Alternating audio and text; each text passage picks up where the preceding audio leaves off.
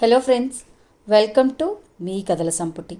Friends, ఈరోజు మౌనమేల నోయి ఈ మరపురాని రేయి నవలలోని 9వ భాగాన్ని చూద్దామండి.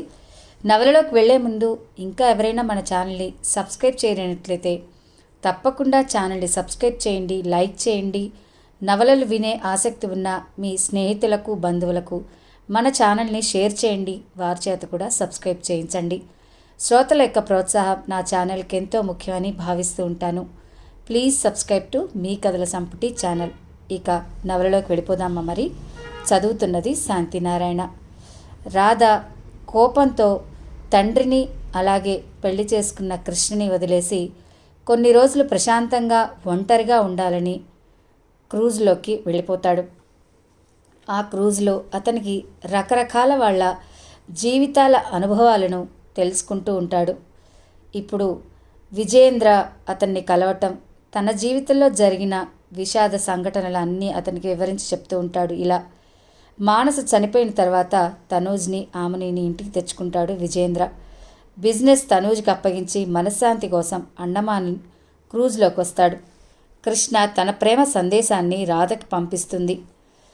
తను రాసిన సందేశాన్ని ప్రియునికి చేరమయ్యమని ఆకాశం వైపు ఆశగా చూసింది కృష్ణ.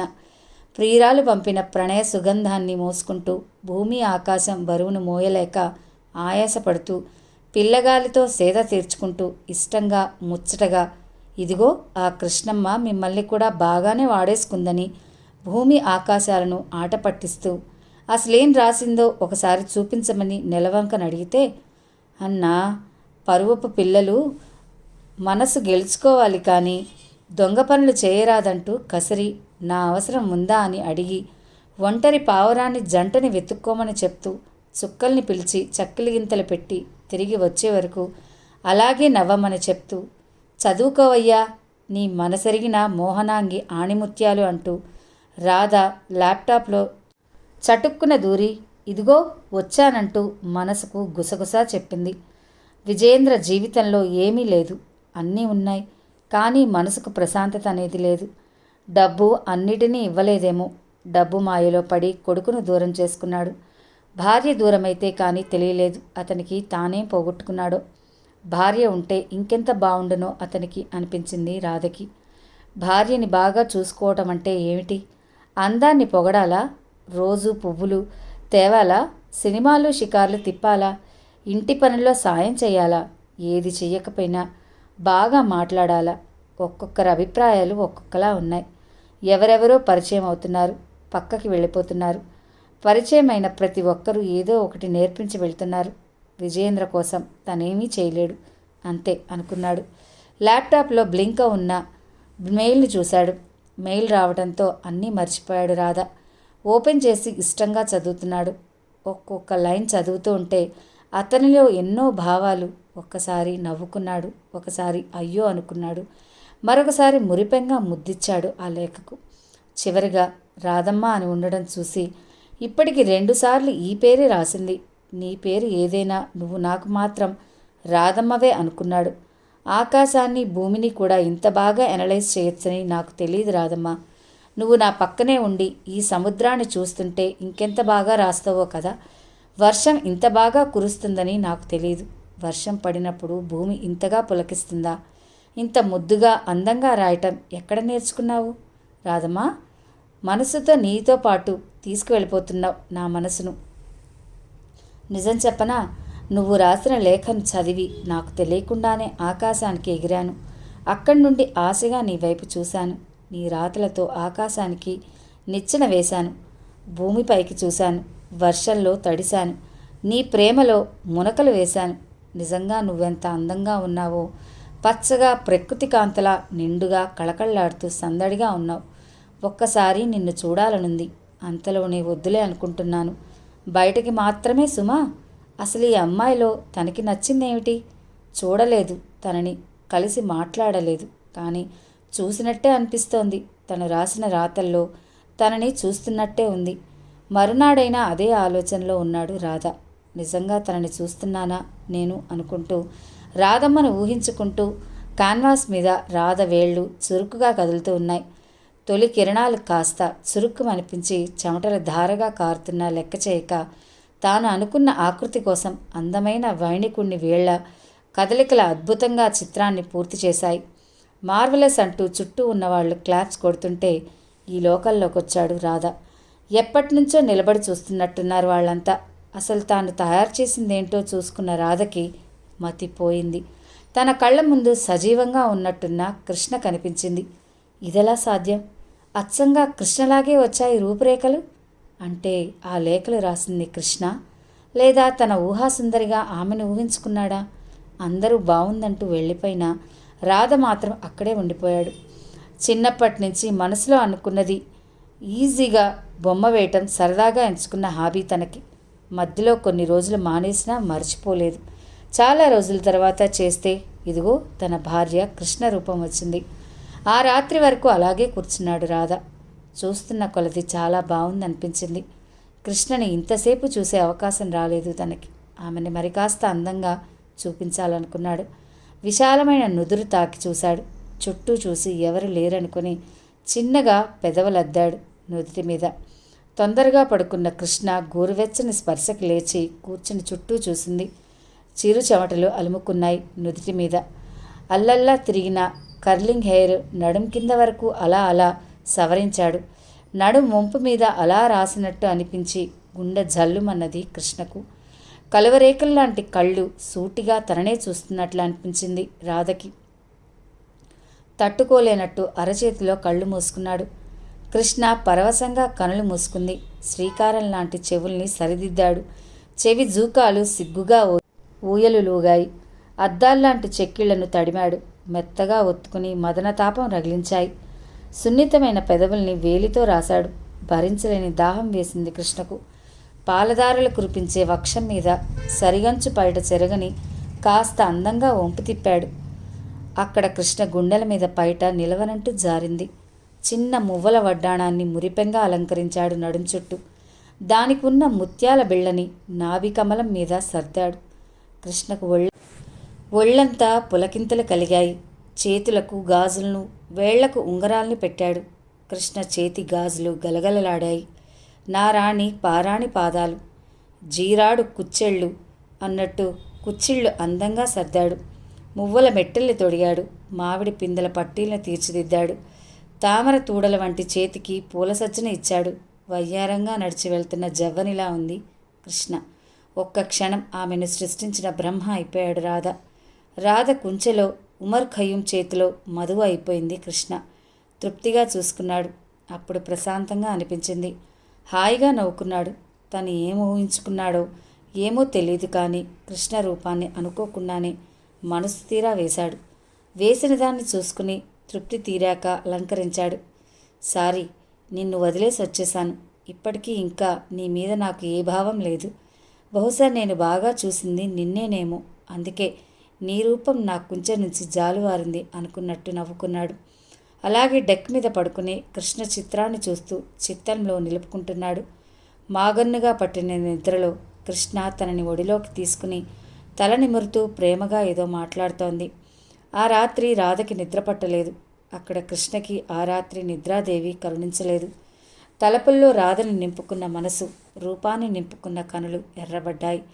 తెల్లవారి లేచిన కృష్ణను చూసి, ఏంటమ్మా రాత్రి నిద్ర పట్టలేదా అన్నారు హరినారాయణ. ఒంట్లో బాగోలేదా కృష్ణ, డాక్టర్ దగ్గరికి వెళ్దామా అన్నారు. నేను బాగానే ఉన్నానంటూ రాసి చూపించింది. కృష్ణకు ఆశ్చర్యంగా ఉంది. తాను ఇంతగా ఎలా రాధతో మమేకమైపోయిందో అని. నాన్నగారు ఇచ్చిన ధైర్యంతో నాకేం తక్కువ, నేనెందుకు నచ్చలేదనుకుని రాధని ప్రేమతో నా చుట్టూ తిప్పుకోవాలనుకున్నా. కానీ నేనే నీ చుట్టూ తిరుగుతున్నానయ్యా స్వామి. నాకే తెలియకుండా ఇంత ఇష్టం ఎప్పుడైపోయావు? ఎప్పుడు చూసినా నీ తలపులతోనే నేను పొద్దు గడుస్తుంది. నీ పిలుపుతోనే రోజు మొదలవుతున్నట్టుంది. నిద్రలో కూడా నువ్వే పిలుస్తున్నట్టుంది. నీ మీద రోజు రోజుకి ప్రేమ పెరిగిపోతుంది. నీ దగ్గర నుంచి ఒక్క రిప్లై కోసం ఎంతగా ఎదురు చూస్తున్నాను. నీ దయ రాదా స్వామి, నీ దయ రాదా అని పాడుకోవాలనుంది. మల్లె తెలుపు, మల్లె మనసు తెలుపు అన్నట్టు మదిలో పొంగుతున్న ఈ ప్రేమ భావాన్ని ఎలా ఆపాలో తెలియటం లేదు. ప్రేమంటే ఇంత భారమా? ప్రేమంటే పంచుకోలేని అనుభూత? గుప్పెడి గుండెల్లో ఉండలేనంటూ బయటకు పొంగుకొస్తున్న ఈ భావాన్ని ఎలా చెప్పను నీతో? ప్రేమంటే మాటలకందని భావం, చెప్పలేనంతటి మౌనం, కుదురుగా కూర్చోలేని అక్షరం, పెదవులు మధురంగా పలికే పదం, మనసులు మాత్రమే తెలుసుకునే మాయాజాలం. ప్రేమంటే ఊహల స్వర్గం, కలలాంటి కమ్మని స్వప్నం, ఆనందాల తీరం, దేవుడు మెచ్చి ఇచ్చిన వరం, ప్రతి ఒక్కరూ చేరుకోవాల్సిన గమ్యం, ప్రేమించిన వారు మాత్రమే తెలుసుకునే సౌరభం. ప్రతిదినం చేస్తున్న నా భావనకు ప్రేమ పూజ, మనసు తలుపు చేస్తున్న అర్చన, మనసులోని మరులను విరులుగా చేస్తున్న ప్రేమకు అభిషేకం. అందుకే ప్రేమకి పట్టం కట్టి చేస్తున్న పట్టాభిషేకం. కృష్ణయ్య, ఇష్టంగా చేసిన ప్రేమ పూజకు నువ్విచ్చే ప్రేమ ప్రసాదం కోసం ఒళ్ళంతా కళ్ళు చేసుకుని ఎదురు చూస్తున్నాను.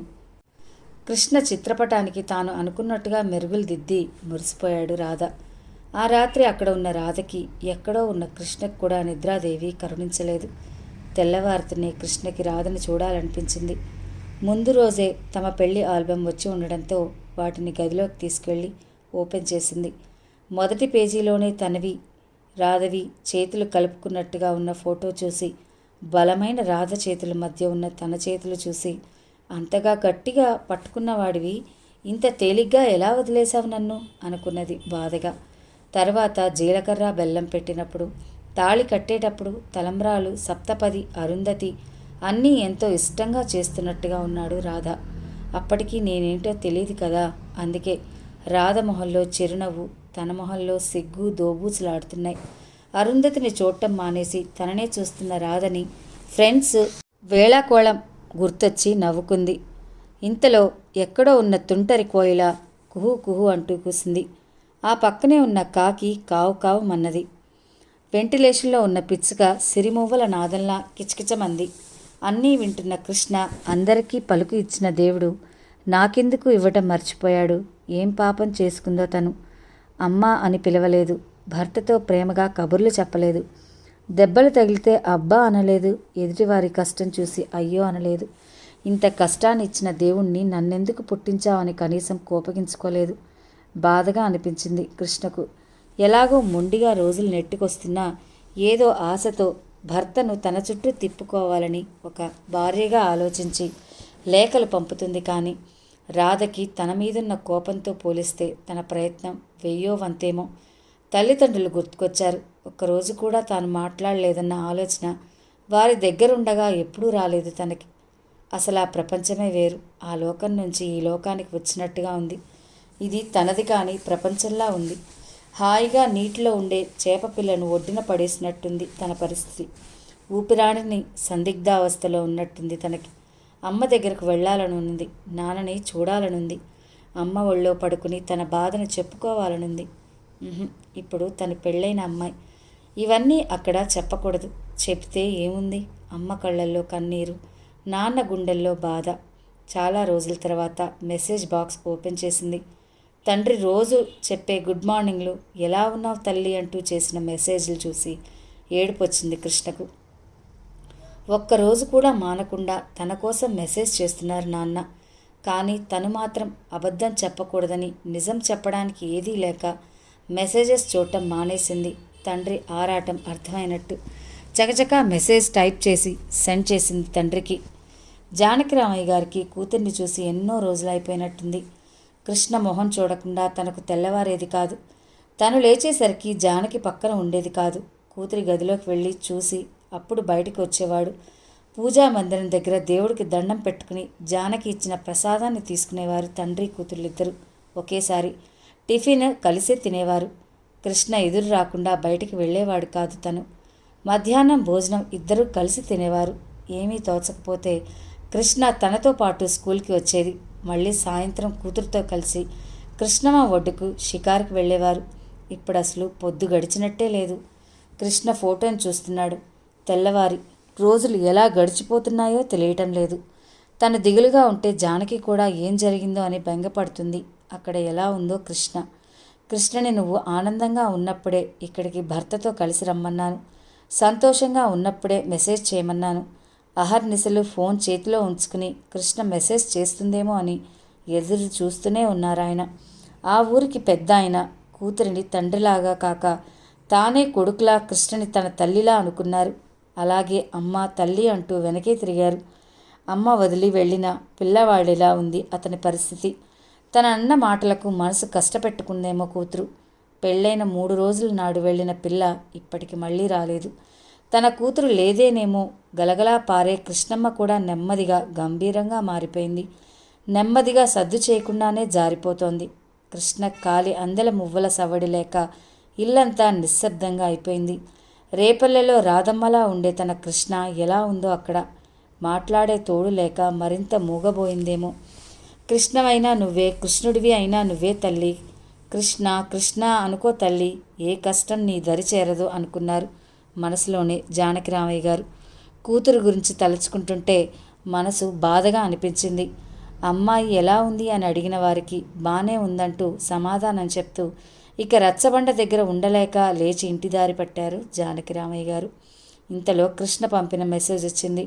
ఫోన్లోకి చూసుకున్న ఆయన కూతురి మెసేజ్ కనిపించిన కొండంత సంబరంగా అనిపించింది.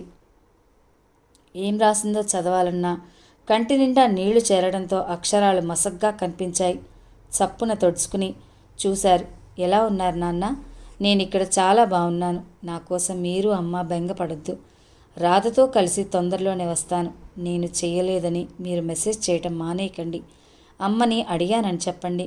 కృష్ణమ్మ ఎలా ఉంది? కోవెల్లో గోపాలుడు ఏమంటున్నాడు? నిజంగా నేను బాగున్నాను నాన్న. ఆ మెసేజ్ని చూసుకుని పొంగిపోతూ తొందరగా ఇంటికి చేరుకున్నారాయన. కూతురు వెళ్ళిన దగ్గర నుంచి పిల్ల అక్కడ ఎలా ఉందో అని ఒకటే దిగులుగా ఉంది జానకికి. కృష్ణ మీద బెంగతో మరింత ఎక్కువ సమయం పూజా గదిలోనే గడుపుతోంది. కృష్ణయ్యను పదే పదే కూతురి గురించి వేడుకుంటుంది. ఏ పని చేస్తున్నా కూతురి వెంట తిరుగుతున్నట్టే ఉంది. కృష్ణుడి మీద చిన్న దుమ్ము పడితే ఒప్పుకునేది కాదు. తులసి మాలను వెయ్యకపోయినా, వాడిన మాలను తీయకపోయినా అలిగేది. ఎందుకో అనుకుంటే చేయి పట్టి తీసుకెళ్లి చూపించేది. కూతురు ఉన్నప్పుడు అశ్రద్ధ చేసినా ఇప్పుడు మాత్రం అశ్రద్ధ చేయటం లేదు. కృష్ణుడిని తుడుస్తూ నా బంగారు తల్లి ఏం చేస్తుందో అనుకుంటూ కృష్ణుడి దగ్గర పెట్టిన వెన్న మీగడలు తినేవారు లేక అలాగే ఉండిపోతున్నాయి. కూతురు వంటగదిలో కూర్చుని తను చేసే వంటను చూస్తున్నట్టే ఉంటుంది. రుచి కోసం మొదటి ముద్దని కూతురి నోట్లో పెట్టేది. కృష్ణ తిని బావుందంటూ బొటనవేలు చూపుడు వేలు కలిపి చూపించేది. కృష్ణకు వారానికి 2 రోజులైనా వెన్నతో నలుగు పెట్టేదాన్ని ఇష్టంగా. కపిలగోవు పాలు తీసిన వెంటనే పచ్చిపాలే కృష్ణయ్యకు చూపించి తాగేది. అలా చూపించడంలోనే కృష్ణార్పణం అని అన్నట్టు అనిపించేది తనకి. చిన్నతనం నుంచి తనే అలా అలవాటు చేసింది కూతురికి. ఏదైనా ఆ కృష్ణయ్య ఇచ్చిందే. అందుకే ఏది తిన్నా కృష్ణార్పణం అంటూ ముందు దేవుడికి చూపించటమో మనసులో అనుకోవటమో చేయమనేది. అలాగే చేసేది కృష్ణ కూడా. పెరటి వైపంతా తులసివనాన్ని కృష్ణుడి కోసమే వేసింది. పారిజాతాల కోసం కిందంతా శుభ్రంగా ఉంచి ముందు రోజే రాత్రే పేపర్లు పరిచుంచేది. తెల్లవారి రాలిన పూలను మాల కట్టి కృష్ణుడి మెడలో వేసేది. అమ్మపాలతో పాటు మురిపాలను కూడా అందిపుచ్చుకుని అపురూపంగా పెరిగిన కూతురు అక్కడ ఎలా ఉందో. కష్టాలైతే ఉండవు, ఐశ్వర్యానికి లోటు లేదు. కానీ ఆడదానికి భర్తకు మించిన ఐశ్వర్యం ఇంకేముంటుంది? రాధ ఎలా చూసుకుంటున్నాడో. తన భర్తకి తనంత అపురూపమో తన పేరున అయినా పేరుగా మార్చుకున్నారు. మళ్ళీ ఇంత చక్కగా తన కూతురు కూడా ఉండాలి. చిన్నప్పుడు కృష్ణకు జుట్టు ఒత్తుగా రింగులు తిరిగి ఉండడంతో తలస్నానం చేసేసరికి ఎప్పుడూ సాయంత్రానికి జలుబు చేసేసేది. జానకిరామయ్య గారు ఇప్పటినుంచే అంత జుట్టు అవసరమా అంటూ హడావిడి చేసి కూతురి చేత పసుపు వేసి పాలు తాగించి విక్స్ రాస్తూ తగ్గే వరకు నానా హడావిడి చేసేవారు. భర్త ఎంత హడావిడి చేసినా జుట్టు మీద కత్తెర వేయటానికి తను ఇష్టపడేది కాదు. పెద్దయిన పనమ్మాయి సాయంతో తల రుద్ది సాంబ్రాణి వేసేది. జలుబు వచ్చేది కాదు, కానీ జుట్టు ఆరి జడ వేసే వరకు తన వెనకే తిరిగేది కృష్ణ. మోకాళ్ళు దాటిన జడతో కూతురు అటు ఇటు తిరుగుతుంటే మురిసిపోయేవారు జానకిరామయ్య గారు. ప్రతిరోజు ఈ బట్టలు వేసుకోనా అంటూ చూపించేది. ఇప్పుడక్కడ కృష్ణ ఒక్కరితే ఎలా తల అంటుకుంటుందో. కూతురు గురించిన ప్రతి చిన్న విషయం తల్లిగా ఎలా ఉందో అంటూ ఆందోళన పడుతుంది. రోజు అడుగుతుంది భర్తని, కృష్ణ మెసేజ్ చేసిందా అంటూ. కొత్త దంపతులు వారి సరదాలు వారికి ఉంటాయి, చేస్తుందిలే అంటున్నారు ఆయన. అది నిజం కాదని ఆవిడకి తెలుసు. కూతుర్ని తలుచుకుని కళ్ళనీళ్లు పెట్టుకుంటోంది జానకి. ఒకసారి వెళ్ళి చూసొస్తే బాగుండు అనింది. భర్తను అడగాలనుకుంది. ఇంతలో రామయ్య గారు జానకి అంటూ హడావిడిగా లోనికొచ్చి ఆవిడ పలికే లోపే ఎక్కడున్నావు అంటూ మరోసారి పిలిచారు. వస్తున్నానండి. ఏంటి అంత సంతోషంగా ఉన్నారు? అమ్మాయి ఏమన్నా వస్తాననందా? అంది జానకి కూడా సంతోషంగా. చూడు, అమ్మాయి మెసేజ్ చేసింది అంటూ చూపించారు. ఆ చిన్న మెసేజ్ వారిద్దరికీ పట్టరాని సంతోషాన్నిచ్చింది. ఎన్నిసార్లు చదువుకున్నారో ఇద్దరు. జానకి గారైతే కూతుర్ని చూసినట్టే అనిపించింది. అమ్మాయి చూస్తుందా లేదా అని అనుకోకుండా రోజు ఏదో ఒక మాటైనా మెసేజ్ చేయండి అంది ఆవిడ. చేస్తున్నా జానకి, ఎప్పుడూ అశ్రద్ధ చేయను అన్నారాయన. ఆ రాత్రంతా భార్యాభర్తలిద్దరికీ కూతురు గురించే మాటలు. మెసేజ్ సెండ్ చేసిన కృష్ణను నిజంగా నువ్వు సుఖంగా ఉన్నావా అన్నట్టు అనిపించింది ఎవరో. సుఖంగానే ఉన్నాను. నేనంటే రాధకి ఇష్టం లేనంత మాత్రాన నన్నేం కష్టపెట్టరు. ఇంటి నిండా పనివాళ్ళు, కాలు కదిపితే మర్యాదలు. నన్ను తోలనాడేవారు కానీ, ఎదిరించి మాట్లాడేవారు కానీ ఎవ్వరూ ఇంట్లో లేరు. నచ్చింది తింటున్నాను, నచ్చినట్టు ఉంటున్నాను. ఒక సాధారణ మనిషికి ఇంతకంటే కావాల్సిందేముంది? ఇక రాధ విషయమైతే తొందరలోనే నా వాడు తిరిగి వస్తాడనే నమ్మకం ఉంది. ఆ గోపాలుడే సాక్షి ఈ మాటకు. అయితే సంతోషంగా నా మనసులోనే ఉంది. రాధ వస్తే ఇలా చేస్తాడు, అలా అంటాడు, ఇలా ఉంటాడని నేనే ఊహించుకుంటున్నాను. అమ్మా నాన్నలకు అదే చెప్పాను. హాలాహలం లాంటి నిజం కన్నా ఈ క్షణం ఆనందంగా ఉంచే అమృతం లాంటి అబద్ధం మంచిదే కదా. దీనివల్ల ఎవ్వరికీ నష్టం లేదు. నేను చెప్పినది ఈ క్షణం అబద్ధం అనుకోవచ్చు, తొందరలోనే అది నిజమవుతుంది. నేనిచ్చే ఒక చిన్న మాట అమ్మా నాన్నలని ఆనందంగా ఉంచుతుంది. రాధకి మెయిల్స్ పంపుతున్నది తానే అని చెప్పేస్తే బాగుంటుందేమో అని ఆలోచిస్తుంది కృష్ణ. మోసం చేశానని మనసుకు తెలుస్తుంది. ఎందుకంటే ఎప్పుడో ఒకప్పుడు బయటపడాల్సిందే. తనంతట తాను తెలుసుకుంటే రెండవసారి కూడా మోసపోయానని ఫీల్ అవుతాడేమో రాధ అని అనుకుంది. మాధవ, ఎంత కష్టం తెచ్చావయ్యా. నా మగనితో నేను మనసు విప్పి మాట్లాడటానికి ఎన్ని అవస్థలు పెడుతున్నావయ్యా. అసలు నేననుకొని మెసేజ్ చేయటం లేదా? లైట్గా తీసుకుని ఊరుకున్నాడా? లేదా అతని మనస్తత్వమే అంతా? ఏదైనా ఊరుకునేది లేదు. నా ప్రయత్నం నాదే. ఏదైతే అది అయింది చెప్పేస్తా ఆయనకు. ప్రేమిక అందమైన మెయిల్స్ని అందుకుని చక్కగా చదివేయటమేనా? ఒక్కసారి ఒక్క రిప్లై ఇవ్వచ్చు కదా. నేనెవరో తెలుసుకోవాలని లేదా? ఇంత పిసినారి ప్రేమికుడు ఏంటయ్యా మరి? ఒక్కసారి కళ్ళు మూసుకో. నేను అలా కళ్ళ ముందే ఉంటాను. ఒకసారి చెవులు మూసుకో. నా మనసు మాటలు వినిపిస్తాయి. వద్దనుకుని మూసివేసిన తలుపుల్ని తెరువు. నువ్వనుకునే నేను అక్కడే ఉన్నాను. నిన్ను నేను ప్రతిరోజు అలాగే చూసుకుంటున్నా. నేనెవరో చెప్పకపోతే ఎలా తెలుసుకోవాలని లేదా నీకు? రిప్లై ఇవ్వకపోతే ఇదే నా ఆఖరి మెయిల్.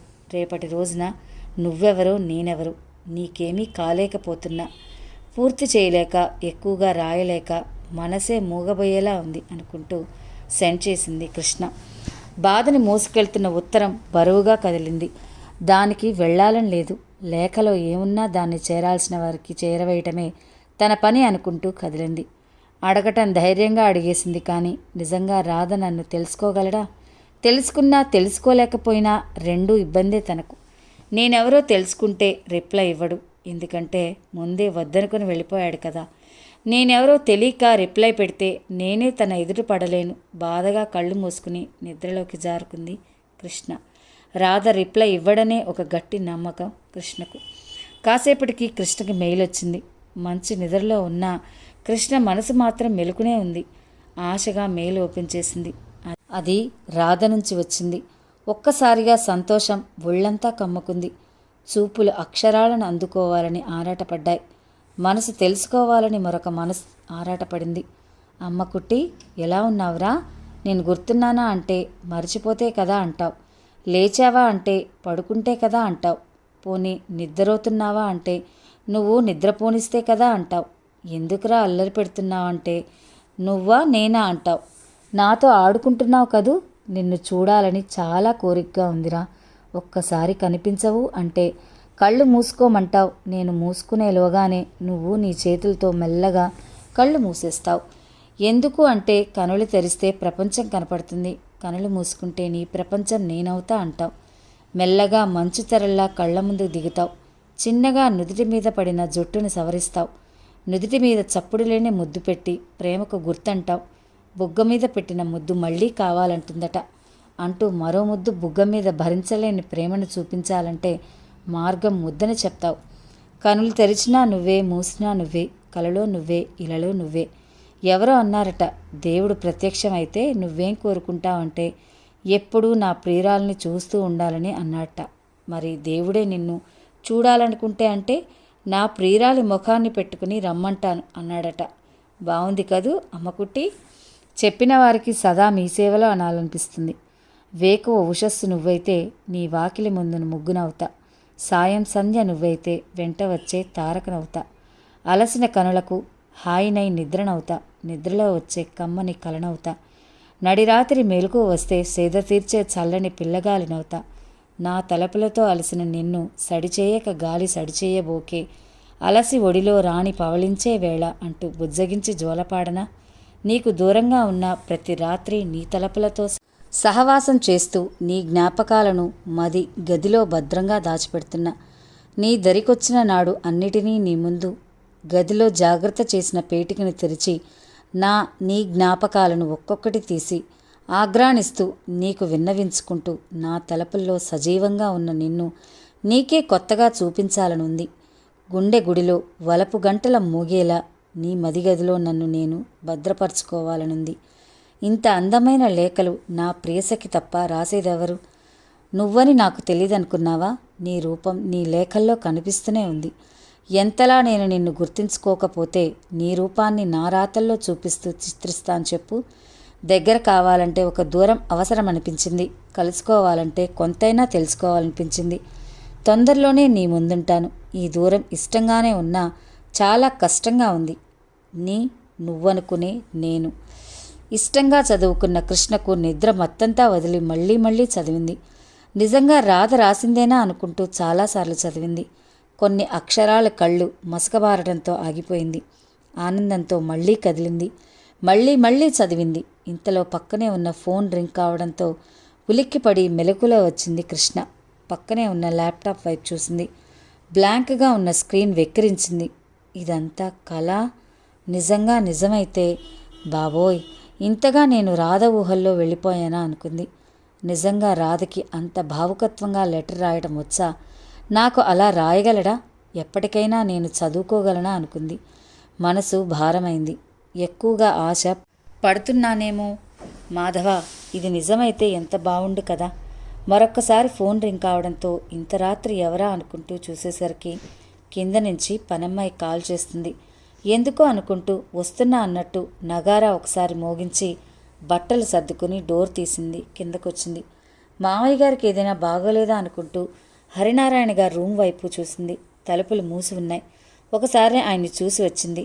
పనమ్మాయి వచ్చి ఎవరో వచ్చారని చెప్పడంతో కృష్ణ విషయం తెలుసుకుని లెటర్ ప్యాడ్ మీద తను రాయాల్సింది రాసి తాను రావటం లేట్ అయితే మావయ్య గారికి ఇవ్వమని పనమ్మాయికి సైగ చేసి వెళ్ళిపోయింది. అలా వెళ్ళిన కృష్ణ తెల్లవారకు తిరిగి వచ్చింది. అప్పటికి ఇంకా హరినారాయణ గారు లేవలేదు. రాధ వెళ్ళిపోయిన తర్వాత ఆయనకి ఆరోగ్యం బాగుండకపోవడంతో డాక్టర్ టెన్షన్ వద్దంటూ నిద్ర కోసం స్లీపింగ్ పిల్స్ సజెషన్ చేశారు. దాంతో రాత్రి పడుకుంటే మళ్ళీ బాగా తెల్లవారే వరకు లేవరు. కృష్ణ వస్తూనే ఏదో పోగొట్టుకున్నట్టుగా బాధపడింది. చాలాసేపు అలా కూర్చుండిపోయింది. జీవితం ఏదిస్తే అదే తీసుకోవాలి, తప్పదు అనుకుంది. ప్రతి ఒక్కరికి ఏదో ఒక సమయంలో భవిష్యత్తు ప్రశ్నార్థకంగా ఉంటుందేమో అనుకుంటూ తన దినచర్యలో పడింది. రాధకి తను ఎందుకో తప్పు చేస్తున్నాడేమో అనిపించింది. ఎలా సరిదిద్దుకోవాలో తెలియలేదు. కృష్ణ చిత్రాన్ని ఎలా వేశాను, ఎందుకు వేశాను అని తనని తానే 10 సార్లు ప్రశ్నించుకుంటున్నాడు. వద్దనుకుంటూనే చాలాసార్లు, కాదనుకుంటూనే ఎన్నోసార్లు, మర్చిపోదామనుకుంటూనే మరెన్నోసార్లు. గుర్తు చేసుకోవడమే ప్రేమని ఆ క్షణం తెలియలేదు రాధకి. అదే పెళ్లి చేసిన మ్యాజిక్. అణువణువున సాంప్రదాయాన్ని నింపుకున్న వ్యక్తిత్వం. అందుకే కాదనుకొని మరోదారి వెతుక్కోలేకపోతున్నాడు. తండ్రికి చెప్పిన మాటలు గుర్తొచ్చాయి రాధకి. కృష్ణను వాళ్ళింటికి పంపించేయండి, మళ్ళీ పెళ్లి చేసుకుంటుంది. నేను కూడా ప్రేమించి పెళ్లి చేసుకుంటాను అనటం మగాడినైనా తనకే అది సాధ్యం కాలేదు. మరి కృష్ణకి ఎలా సాధ్యపడుతుంది? ఫ్రెండ్స్, విన్నారు కదా నవలలోని ఈ భాగాన్ని. ఈ నవల ఎంత బాగా మిమ్మల్ని అందరినీ అలరిస్తుందో అన్నదానికి మీరు నాకు పంపిస్తున్న కామెంట్సే నందుకు నిదర్శనం. కామెంట్స్ పెడుతున్న ప్రతి ఒక్కరికి నా ధన్యవాదాలు. మరిన్ని నవలలు ఇలాంటివి మీరు వినాలి అనుకుంటే తప్పకుండా మన ఛానల్ని సబ్స్క్రైబ్ చేసుకోండి, లైక్ చేయండి, షేర్ చేయండి, కామెంట్ చేయండి. మీ ప్రోత్సాహం నాకు నాకు కలిగేలా చూడండి. ప్లీజ్ సబ్స్క్రైబ్ టు మీ కథల సంపుటి ఛానల్. మరో భాగంతో మీ ముందుంటాను. అంతవరకు సెలవు. నమస్తే.